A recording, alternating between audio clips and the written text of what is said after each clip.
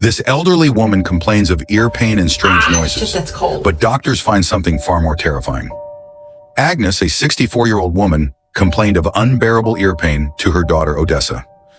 "There are so many strange noises in my ear," she whispered fearfully one evening, tears streaming down her face. Alarmed by her mother's distress, Odessa wasted no time. She rushed Agnes to the emergency room, silently praying it wasn't anything serious. When they arrived, the nurse immediately recognized the urgency of the situation. Minutes later, a doctor was called in to examine Agnes. Agnes was panicked, gripping the doctor's arm so tightly that her fingers turned red with pain. "I didn't mean for this to happen, I swear," she said. "There's something so strange inside my ear. It's driving me mad with pain." After a brief examination, the doctor speculated that it might be a bug.